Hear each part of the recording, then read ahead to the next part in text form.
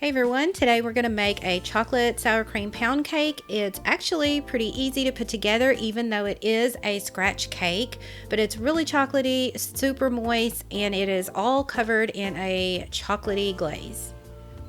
Alright, so to make this one, the first thing you want to do is you want to grab your bundt pan and make sure that you grease it and you flour it well. And I just used vegetable shortening and then I covered it in flour. You can also use cocoa powder if you want to do that so it doesn't get a white cast on your cake, but I just like to use flour. And then you want to take a large mixing bowl and add 2 cups of all-purpose flour, 1 cup of unsweetened cocoa powder, and that's not Dutch processed. That's 2 different things. So make sure this is the regular unsweetened natural cocoa powder.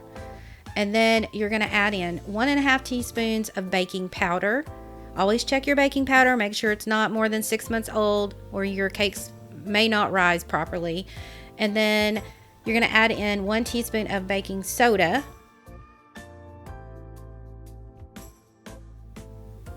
1 teaspoon of salt. 1 cup of packed brown sugar, and I just use light brown sugar. And then 1 cup of granulated sugar. So take a whisk and then just whisk everything up until it's just all mixed together. And now just a quick disclaimer here while I'm mixing this up to the technical people out there, just in case I get any messages in the comments below. I know that this is not technically a pound cake because it's not like a pound of butter, a pound of sugar, a pound of whatever. That's okay. Most people just call bundt cakes pound cakes, so that's what we're going with today. We don't have to be super technical. It's still a good cake. I'm still going to call it a pound cake or bundt cake if you prefer, but we're moving forward, okay? All right. So the next thing you want to do is add 3/4 cup of vegetable oil to another mixing bowl. Then add 2 teaspoons of vanilla extract and 1 cup of sour cream.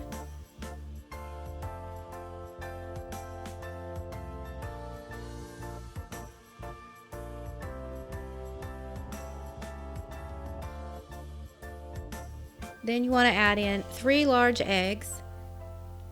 And then just take another whisk and whisk this up until it is very smooth. Sometimes this is kind of a pain because the sour cream doesn't want to get smooth and it takes a little while. Just keep mixing, it'll eventually smooth out. So now you're going to add in this liquid mixture to the dry mixture.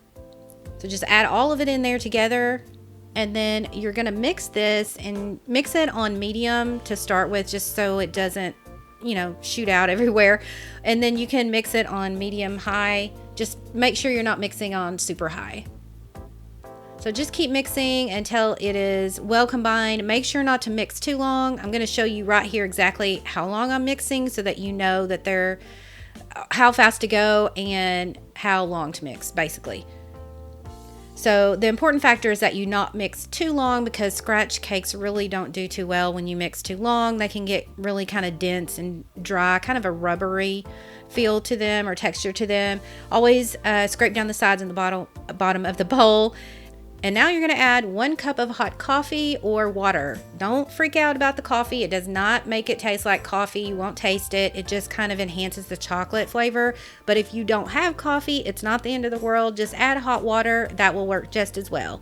And then as you can see here, I tried to put a cover over it because it's going to try to splash out at you. And I don't know that the cover helped me much, but I tried. So just mix it on low and then switch to medium. And try to mix it as best you can that way. Just make sure, remember not to over mix it because you don't want a rubbery cake. And this batter will be quite thin, so don't panic about that. That's normal for this cake. Also, just another tip here, you don't have to use a stand mixer. I use them because they're easy and I already have mine out on the counter. But you can use just a hand electric mixer too. That's totally fine here. That works too. So now you're going to pour this batter into your prepared pan and just do the best that you can. But it's kind of a liquidy batter, so if you make a mess, it's okay. Nobody's going to judge you for that.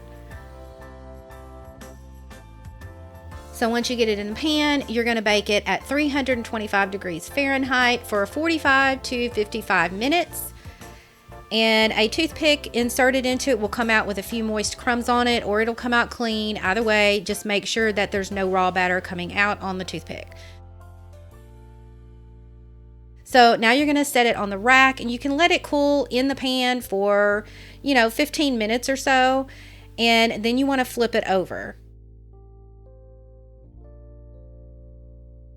You don't want it to cool completely in the pan though, because sometimes it's harder to get out. And I waited a little bit too long for this one, and you can see here I'm having a little bit of trouble. I can't get it out. So just, if that happens to you, stop what you're doing, flip it back over. I'm just taking a knife here and I'm going along the sides. I'm trying to not scrape the pan, but I'm just going to go along the edges to kind of loosen it up. And then here you see me trying it again, and it worked this time. So awesome. Okay, and then I did my little trick with the paper towel. I put the paper towel over the cake to kind of soak up a little bit of that extra shortening on there. It kind of helps to, I don't know, I guess soak up a little bit of that extra kind of greasiness. You don't have to do this, but I don't know. It just makes me feel better, I guess.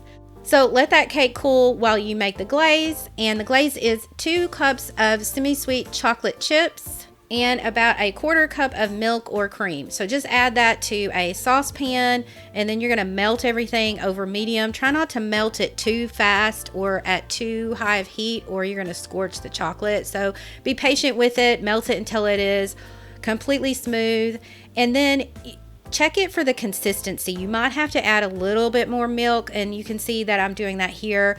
Always add only a little bit at a time, because it's much easier to just keep adding milk as you need it, rather than it gets too thin of a consistency to put on your cake. So just add a little bit of milk at a time, and then once you get it the way you want it, you can spoon it over the cake.